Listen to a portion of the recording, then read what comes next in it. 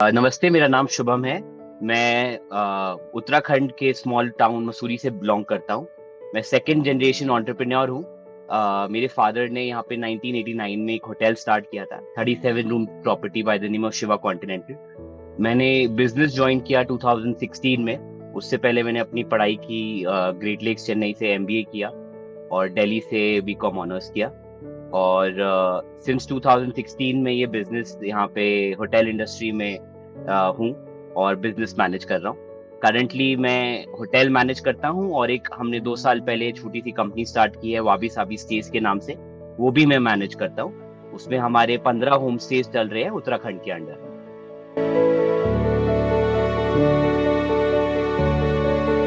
जब आप पढ़ के आते हैं तो बहुत डिफरेंटली चीजें हो रही होती है। स्टाफ बहुत डिफरेंटली मैनेज हो रहा था। जैसे ही मैंने ज्वाइन किया, सेल्स सीधा मेरे पास थी। तो दिन भर की अप्रोक्सीमेटली 50 to 60 एवरेज कॉल्स लेना, ऑपरेशंस मैनेज करना। कोई सिस्टम्स नहीं थे, कोई हायरार्की नहीं थी, कोई ऑर्गेनाइजेशन स्ट्रक्चर नहीं था। हर कोई कुछ भी कर रहा होता था और सब चीज एट दी एंड मेरे पास ही आती थी। मतलब मैं सैलरी दे रहा था, लेकिन फिर भी काम सारा मैं ही कर रहा था। सारी डिसीजन मेकिंग पावर मेरे पास ही होती थी। जब तक स्टाफ मेरे से पूछता नहीं था, काम रुका रहता था। तो सारी ग्रोथ जो डिपेंडेंट थी वो ओनर डिपेंडेंट या मेरे ऊपर डिपेंडेंट होती थी, और ग्रोथ हो रही नहीं थी। हम बहुत स्टैग्नेंट हो गए थे। हम लोग ने सोचा कि इसको थोड़ा सा चेंज करना चाहिए और चीजें देखनी चाहिए कि कैसे एक ऑटो पायलट या उस मूव पे हमें मूव करना चाहिए। ओके। जो मेजर चैलेंजेस मेरे लिए थी वो ऑपरेशन, सेल्स, मार्केटिंग, हर चीज को रिलेटेड था। स्टाफ थे हमारे पास 35 का, लेकिन आउटपुट और प्रोडक्टिविटी एफिशिएंसी नहीं थी।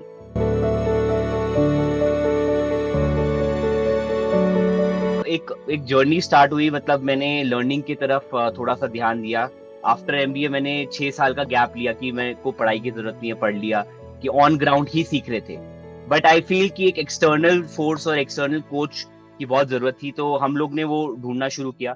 सुमित सर का ऐड देखा, यूट्यूब पे वीडियोस देखी, तो रियलाइज हुआ कि नहीं, ये चीज करनी चाहिए। फिर सर की पहली 3 डे वर्कशॉप की हमने, 3 to 4 days जो वर्कशॉप होती है, उसमें हम लोग ने देखा कि क्या क्या प्रॉब्लम और चैलेंजेस होती है, और वो बिल्कुल मैच कर रहा था हमारे राइट। प्रॉब्लम्स और इश्यूज के साथ। जब हमने वो वर्कशॉप की, फिर सर ने एक मौका दिया कि आप ऑटो पायलट बिजनेस मास्टरी कीजिए, जिसमें 1-to-1 कोचिंग होती है। तो जब हमने वो लिया, फिर चीजें थोड़ी ऑर्गेनाइज होनी शुरू हुई। तो क्लासेस ज्वाइन करने से और उसके बाद आगे बढ़ने से बहुत सारे चेंजेस आए।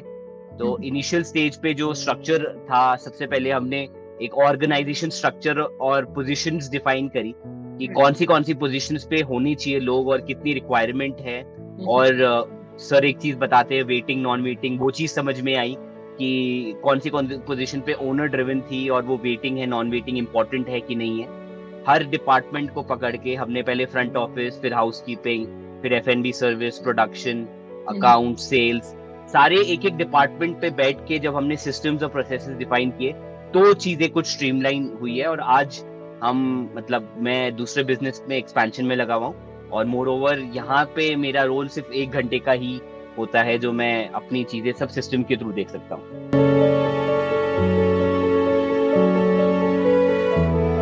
पहले मेरा जो रूटीन था वो ये था कि सुबह 8 o'clock में, 8 to 9 o'clock में होटल जाता था, और ब्रेकफास्ट देखने से लेके चेकआउट्स तक, और फिर डेली सेल्स कॉल्स, और क्या आ रहे हैं, चेक इन नहीं आ रहे हैं, customer facing, everything was dependent on me.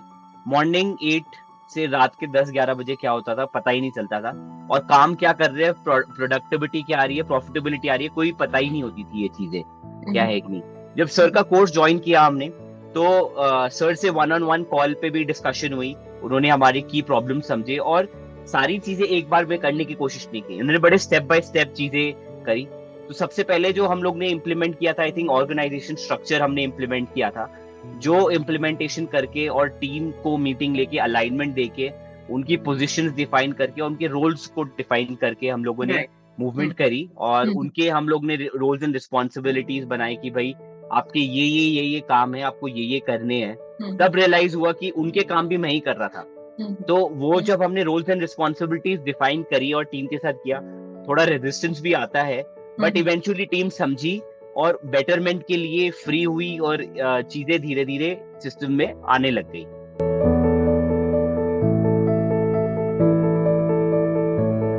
It's never easy जब आप सेकंड जनरेशन एंटरप्रेन्योर हो, और there is always a big gap in age. I am just 31 और मेरे पास जो एम्प्लॉइज है वो 45, 50, 60, 30 साल, आपने जैसे बोला कि उस टाइम से भी काफी एम्प्लॉइज हैं.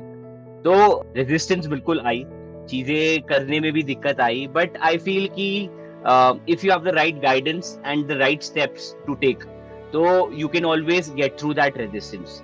अब हमें थोड़ा पेशेंस रखना पड़ता है. तो हमने जैसे पहली मीटिंग ली थी विद सीनियर स्टाफ, उनको समझाया कि we are doing such a thing and this is for the betterment of the organisation, not the betterment of the owner. उनकी सैलरीज में भी फर्क आएंगे और उनके काम के स्टाइल में फर्क आएंगे, होटल के रेवेन्यूज में फर्क आएंगे. तो ये जब वर्क आप लिंक करते हैं उनके अपने गोल्स के साथ, तो आप जब अलाइनमेंट करते हैं, then people start thinking and start moving. The people जो अलाइनमेंट हुई और सिस्टम्स आने लग गए, I would believe within a month और सो हर एक डिपार्टमेंट अपने अपने काम करने लग गया और चीजें करने लग गया.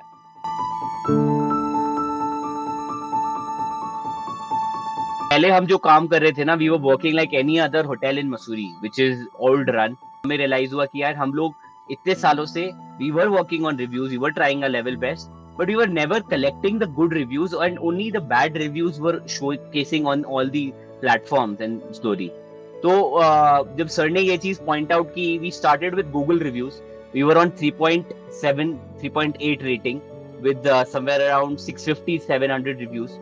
और हम लोग ने एक dedicated staff इसके ऊपर रखा and we started calling the guests and started collecting their feedback. एक proper mechanism बनाया, structure बनाया कि हर चेकआउट के बाद एक गेस्ट को कॉल जाती है और उसका एक फीडबैक नोट होता है. उसके लिए टीम हमने अलग करी फ्रॉम द फ्रंट ऑफिस. जब हमने वो करना शुरू किया, then we realise that there were certain issues. Slowly started resolving those issues and we saw major change in the review percentage. तो पहले से हम जो 3.57 पे थे, we slowly within a month, 2 months के टाइम में we reach 4 rating, which is a big achievement in a old property, because हम लोग ने कोई इंफ्रास्ट्रक्चर अपग्रेड नहीं किया. हमारे पास स्टाफ वही था, स्टाफ की बेसिक ट्रेनिंग हुई. जब कॉलिंग हुई तो I would say out of 10 customers 5 started rating us and rating से डायरेक्ट इम्पैक्ट हमारे रेवेन्यू पे बहुत मेजर हुआ है.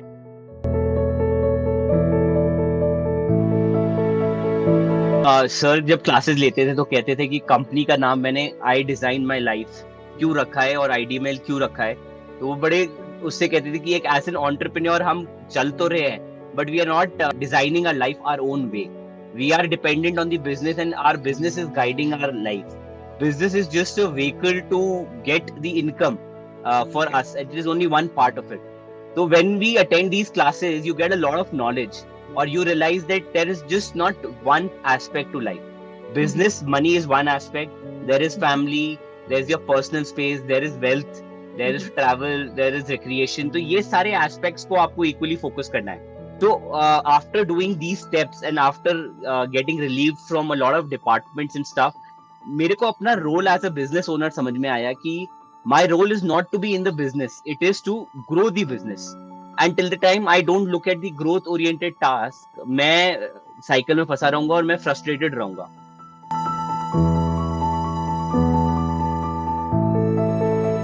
We talk about numbers.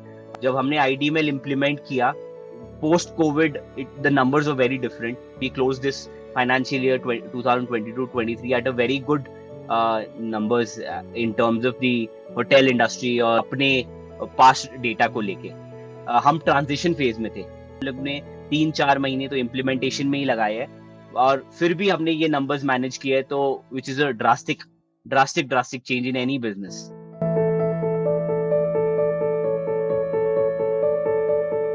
मैं इसका एक बेस बनाता हूँ, मैं आपको बताता हूँ कि कैसे कैसे चीजें और क्या क्या चीजें हुई.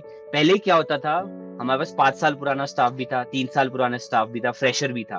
तो हर कोई आता था, सीनियर से सीखता था और काम करने लग जाता था पुराने स्टाइल से. और हम लोग ये बार बार बोलते थे यार कि देखो नया बंदा आया, वो भी पुराने की तरह ही बन गया है कि कम घंटे दे रहा है, टाइम एफिशिएंसी नहीं हो रही है. तो the problem was not within the staff, the problem was in the system. जब हम लोग ने डिफाइन किए कि क्या रोल्स एंड रिस्पॉन्सिबिलिटीज है, how to train these people, और जब हमने ट्रेनिंग शुरू की, then these people realize कि अच्छा काम ऐसे भी होना चाहिए और ये होना चाहिए. Or just the training and roles and responsibilities was not important. It was also important to link these performances to them. मैं एक छोटा एग्जांपल आपको दिखाता हूँ. तो this is my main MD office, जहाँ पे मैं एक आधा घंटा दे के अपनी परफॉर्मेंस ट्रैक करता हूँ और सारे डिपार्टमेंट देख लेता हूँ. तो ये एक मैं फ्रंट ऑफिस की उससे स्टार्ट करता हूँ आपको. तो फ्रंट ऑफिस में एक चैलेंज किया था कि everyone was doing the work, but they did not know कि what is the process and what is the system to follow.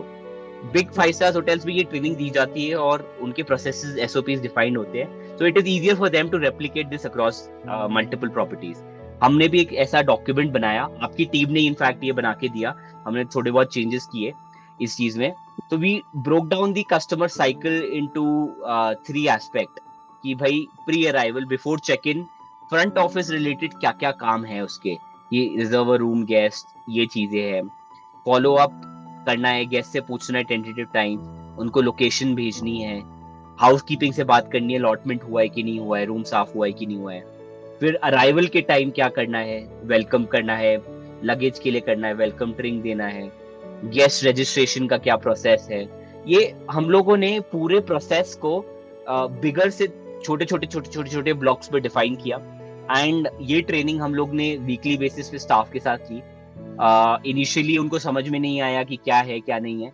आप ये राइट साइड में देखेंगे तो रेटिंग्स भी ली है स्टाफ ने कि how much were they doing और नॉट.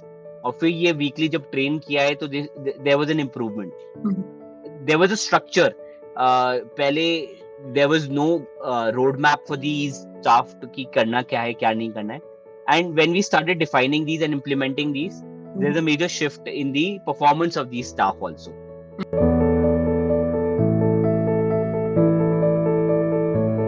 स्टार्ट ये था कि हम लोग ने एक ऑर्गेनाइजेशन स्ट्रक्चर डिफाइन किया. हमने फ्रंट ऑफिस में देखा कि there should be a doer and a manager. There are 2 different roles in any department.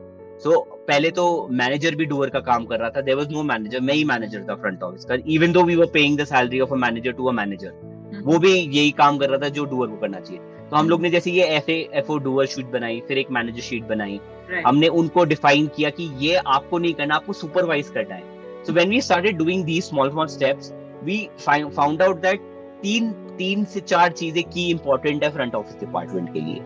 सबसे पहला है कि गेस्ट को कम्युनिकेशन, मैसेज टाइमली जा रहा है कि नहीं जा रहा है. So we defined the whole cycle into 3 parts. Pre arrival एक मैसेज हमने बनाया गेस्ट को व्हाट्सएप पे भेजने के लिए.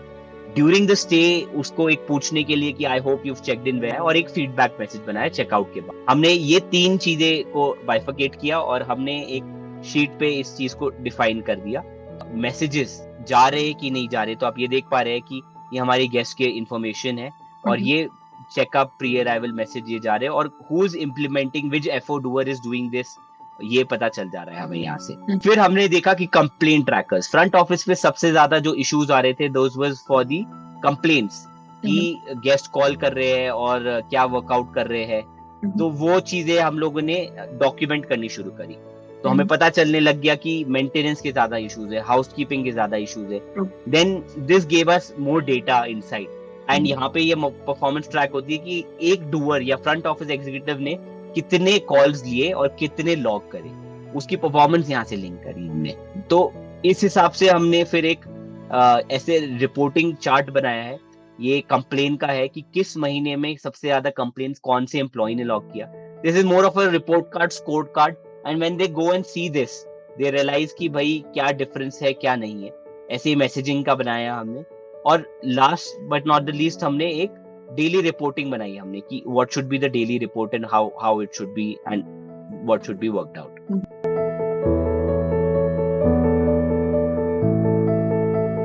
फूड में प्रॉब्लम्स क्या थी हमारे साथ? We had a team, we had a good team, and again वही सब था कि मैनेजर था बट हेड शेफ था, but he was doing the major role in the organisation. हमने सबको ब्रीफिंग करके वी टुक आउट स्टाफ. फिर I sat with the head chef and we came to उसके डेली टास्क कि what is his performance and what needs to be done. So food में हम लोग क्या बहुत ज्यादा ब्रेकफास्ट बुफे हर रोज लगता है, डिनर बुफे लगता है. सो वी रियलाइज दैट यार इसकी हमें एक कॉस्टिंग पता होनी चाहिए कि हम कितने रुपए इसमें खर्च कर रहे हैं फूड प्रोडक्शन कॉस्ट. जैसे आपने कहा कि buffet cost, then we worked out these sheets.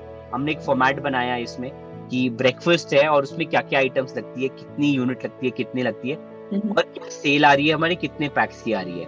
This gave us a summary कि 1 जून को suppose we had 60 pax and ये हमारी फूड कॉस्ट लगी, वेस्टेज जोड़ी उसमें, फूड कॉस्ट पर पर्सन क्या आई और फूड सेल कितनी की और फूड कॉस्ट परसेंटेज क्या आ रही है। इस पे हमारा एक इंडस्ट्री स्टैंडर्ड है 33%, 32 to 35% से लो होनी चाहिए।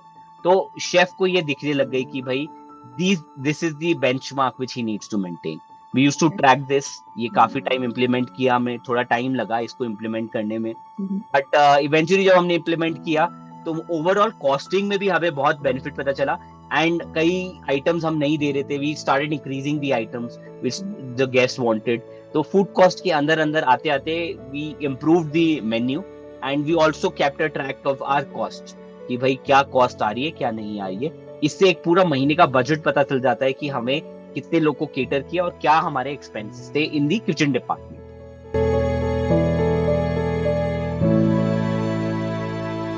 सेल्स में मेजर जो चैलेंज थी मेरे साथ यही थी कि till an extent till a date I didn't have a dedicated sales team. मुझे पता ही नहीं था कि भाई सेल्स के लिए भी एक डेडिकेटेड टीम होता है। फ्रंट ऑफिस होता था, वॉक इन रूम में लगाता था, तो मेरे को लगता था फ्रंट ऑफिस का ही काम है ये चीज करना। But eventually when we discuss कि how important is sale and why it is important, we started hiring people, we created this kind of a system जिसमें उसके हमने डिफाइन किए कि उसके काम क्या है। तो suppose direct guest calling, quotation भेजना, रिप्लाईज चेक करना, इंक्वायरीज लॉग करना। एक हमने फॉर्म बनाया, गूगल फॉर्म, जिसमें हम लोग कलेक्ट करते हैं इंक्वायरीज। तो एवरी कॉल गेट्स हियर कि उसको लॉग करनी होती है। तो this gives us a lead date कि भाई क्या क्या लोगों के काम है। जैसे अभी आप देख पा रहे हैं हम लोग बात कर रहे हैं, बट वहां सिस्टम पे बैकएंड पे लीड्स डलती जा रही है, जो कॉल्स अटेंड होती जा रही है। तो यहाँ से हमें काफी चीजें समझ में आई। वी स्टार्टेड नोटिसिंग कि हमारे पास कितने का बिजनेस, कितने का क्या बिजनेस आ रहा है, और उस हिसाब से हुआ है। तो हायरिंग वन सिंगल स्टाफ, और within the organisation we promoted that person, और वहां से हमें उसको ये सब चीजें सिखा के और ये सिस्टम्स दे के हम लोग ने मेजर चेंजेस किए। और ग्रोथ मेजर जो आई हमारी ना, सेल से ही आई जब मैं सेल से बाहर निकला।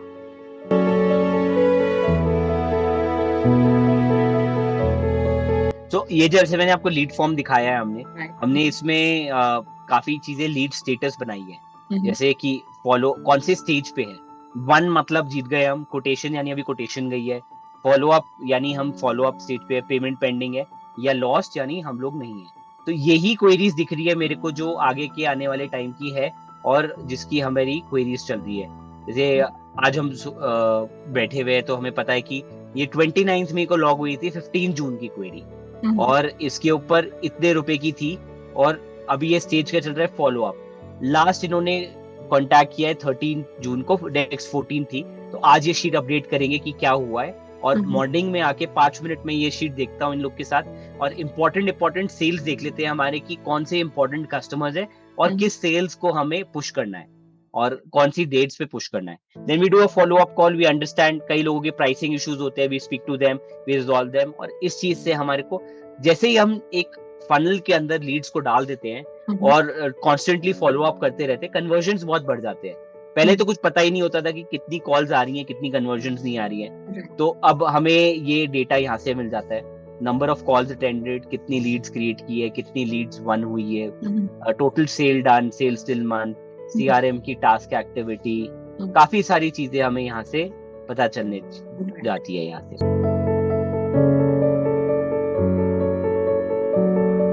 कोर्स से पहले तो कुछ पता ही नहीं होता था कि how you can quantify and how you can check these things. जब हमने कोर्स किया और हाउसकीपिंग पे आए, धीरे धीरे जब हमने और ब्रेनस्टॉर्मिंग की, वी रियलाइज की धीरे सबसे इम्पोर्टेंट क्या है कि नंबर ऑफ रूम्स मेड और चेकआउट कितने हो रहे हैं और कौन कितने रूम्स बना रहा है, पहले यही ट्रैक कर लेते हैं। और जब हमने ये ट्रैक शुरू किया तो दिक्कतें आई कि ये नंबर्स नहीं आ रहे थे, फिगर्स नहीं आ रही थी। फिर हमने अपने सॉफ्टवेयर में कुछ शीट निकाली और उस चीज को प्रिंट आउट देके सुपरवाइजर को देने लगा, उसको बोलने लगा कि हर एक रूम के आगे आप नाम लिखो इस बंदे का। फिर हमने उसके लिए भी एक गूगल फॉर्म बनाया इस तरीके का, जो वो एवरी डे सुपरवाइजर एक रिपोर्ट देता है हमें कि आज किस एम्प्लॉई ने कितने नंबर ऑफ रूम्स बनाए, कंप्लीट किए। और हमारे पास इस तरीके का कुछ डेटा आने लग गया, इस तरीके से हर एक एम्प्लॉय का डेट वाइज। तो ये जब होने लग गया हमारे को, तो पता चलने लग गया कि कौन कितना परफॉर्म कर रहा है और कौन सा स्टाफ कितने। जैसे आज पता चल रहा है 13, ये सारा डेटा हमारा एक दिन पहले का चलता है, सेम डे की रिपोर्ट, क्योंकि रात को क्लोज होती है तो अगले दिन आके जो हमारे पीसी है वो ये चीजें करता है। तो total number of rooms checkout, total number of rooms served, और पब्लिक एरिया के कितने काम हुए परसेंटेज में, नाइट शिफ्ट में कितने काम हुए, कौन से एम्प्लॉय ने कितने रूम बनाए। तो we were able to regularise the housekeeping staff.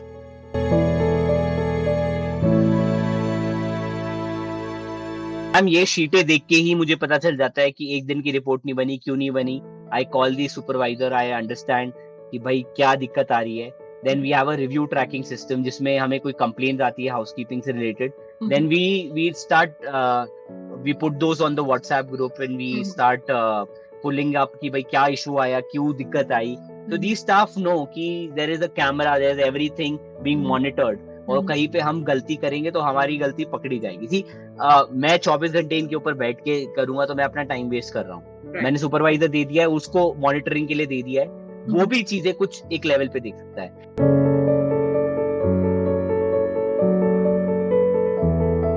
Journey is been pretty good.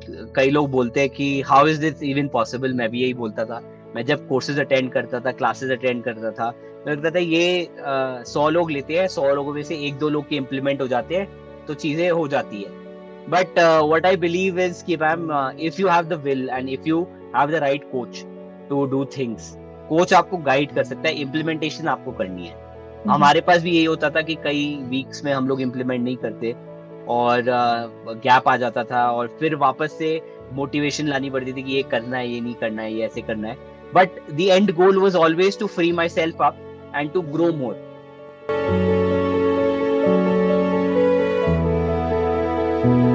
कई बार देखिए यूट्यूब वीडियोस देखते हैं हम, बड़े फैसिनेट हो जाते हैं, मोटिवेट हो जाते हैं, but what I believe is that a dedicated coach is what is required, and a good dedicated coach, you just have to trust the process and trust their knowledge, and you have to just let it go. This is not something we've built in a month or in a week. You have to be very patient, और tweak करते करते करते करते 3-4 महीने में सब चीजें हो जानी है। एंड सुमित सर का तो मैं क्या ही बोलूं कि his mindset, his vision, his way of thinking and understanding business is a different level. तो ओवरऑल IDML की मैं बात करूं तो कभी मेरे को ऐसा नहीं लगा कि यार मैं क्या ही कर रहा हूं और क्या कहाँ पैसे गलत जगह डाल दिए हैं। It was never that doubt which came into my mind. Whatever amount I invested, I believe I've got 10x of that amount जो मैंने इन्वेस्ट किया है इस पूरे कोर्स में, जर्नी में।